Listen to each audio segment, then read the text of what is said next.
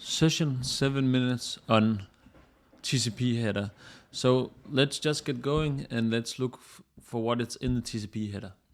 So as you can see here, I have the TCP header, how it is visualized, how we could understand it and interpret it for easily grasping the concepts. So first of all, the TCP header, it's 32 bits long. So we have a maximum of 32 bits on each header position. So that will and in between that, so when we divide here, we see that this is 16 bits and this is 16 bits. And going down here, we have in all, if we go down here from here to here, 1, 2, 3, 4, 5, we have five header options, and we have in total 20 bytes of header length or header size. So that's what a normal standard TCP header would will allow us to be at minimum. So besides that, we can have some optional options here, and that can also indicate whether we are what size of the TCP packet has. And we will also have an application data here, which will so they can vary variable in different lengths. And the application data here is what we like, the HTML page that we send through the HTML code alongside the header here. So it will be more than 20 bytes. So if we just go through each step here or each section, we will see the source port.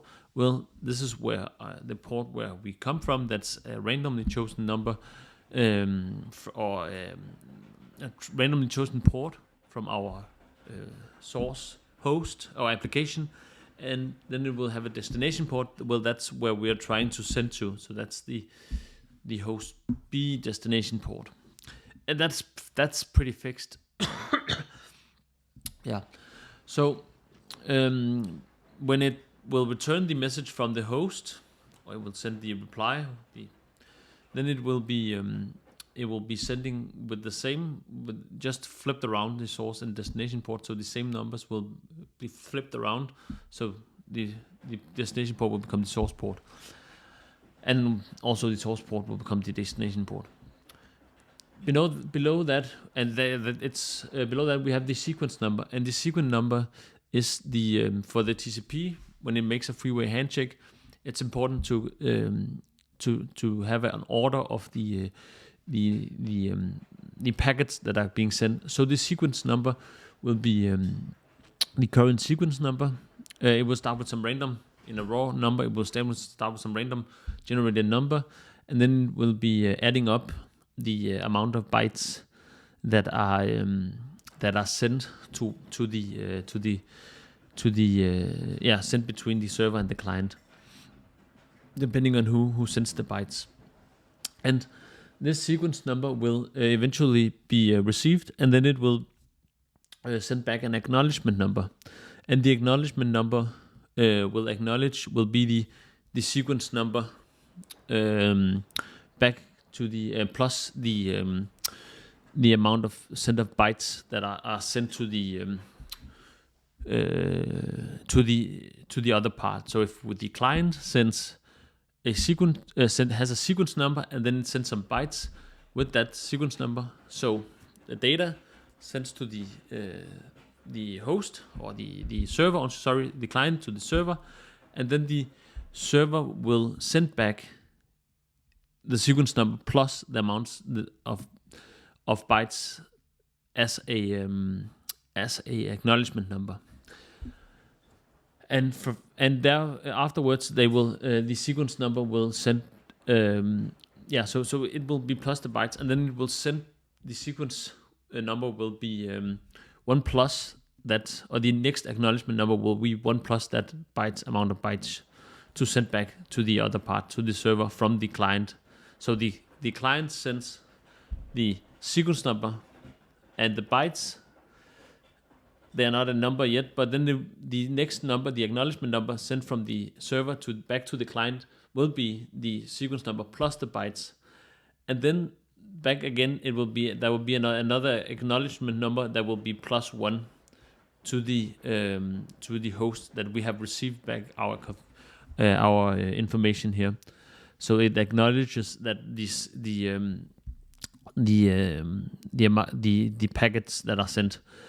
And that's an important feature of the TCP because it's a reliable communication transport layer. It's a so therefore it's and it's connection oriented. So it will ensure that it establishes and sends the packets in the correct order, and it will sometimes pause out if it's doesn't receive back, or it will buffer. So that's also a part of it. So it can be sequential, or it can be go back in. So either way, the go back in it will go back to the last transmitted acknowledgement number it received the package for, and then try to resend from that. Otherwise, it will buffer, and then it will try to resend again. But that's another part. So let's just finish up here. So we have some flags, and the flags will eventually tell us if about how what kind of data it is now sent, and it will also tell if it is finished, and it will indicate some different kind of aspects of how we are.